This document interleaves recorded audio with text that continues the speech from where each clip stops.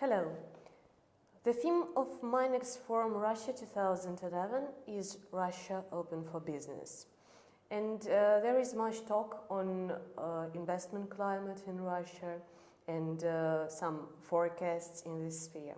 And today we are talking with Peter Godwin, Director of Mapping Tenements, Intierra Resources Intelligence.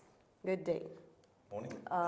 Could you give a short summary of Russian mining industry in 2010?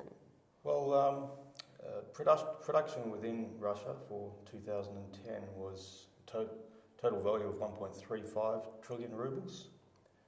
That's mine production within Russia. Norilsk nickel had a US $11.5 billion worth of production in Russia in 2010.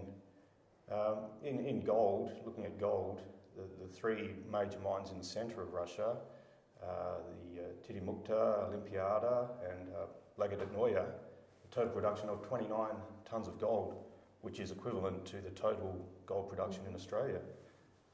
The Polyus is the operator and of those three mines, and they had profits of 480 million US dollars in 2010.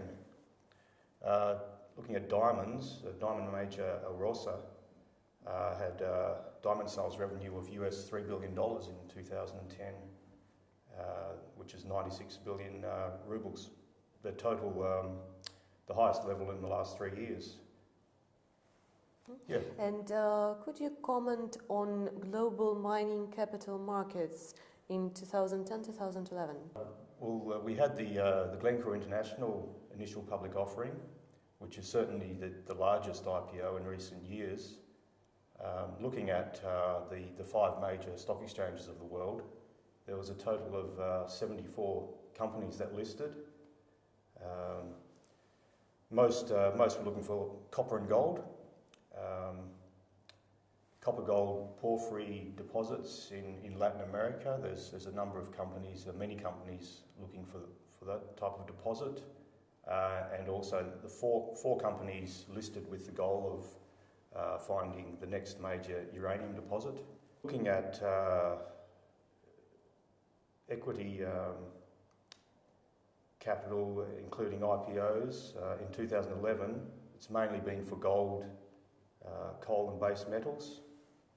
In debt financing, the major banks and financial institutions have been more careful with where they loan money after the GFC.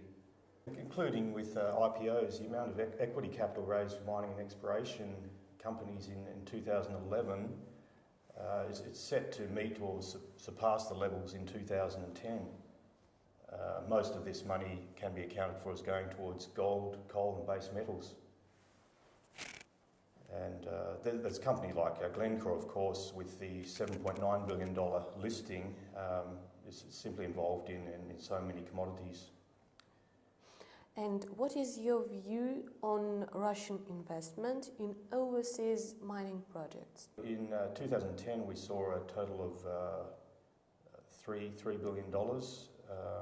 Okay, for Russian companies outside of Russia, sales revenue of over $3 billion US dollars for 2010. The mines are mainly bulk commodities. Of particular note is the Bogatyr coal mine in Kazakhstan, operated by UC Rusal. Most of this coal is transported into Russia to power plants for Rusal's aluminium smelters. And also of huge significance is in 2009 we had Russian and New York listed Mitchell. They acquired the large coking coal operations in West Virginia and became one of the world's largest coking coal producers. What main tools do you use to evaluate investment opportunities in mining sphere? Well, we make tools available to our clients across the industry to evaluate properties and companies, to identify undervalued, overvalued companies and properties. Because we capture information from all the major financial markets of the world, We've got a number of modules that enable that information to be succinctly summarised and analysed in detail. We've got a very unique mergers and acquisitions model system. We cover financial ratios and the very powerful search engines within the Intierra Live system. They link financial and technical data. So companies can very quickly shortlist companies and properties of interest to carry out further analysis. It's a dynamic database combining financial data such as market capitalisation, cash position, financial ratios, together with complete reserve and resource data. And it's very quick for a company to identify if a company or property may be of interest with the Intierra tools. And what main projects does your company conduct for today, and what are your plans for the future? Okay, well, we're certainly expanding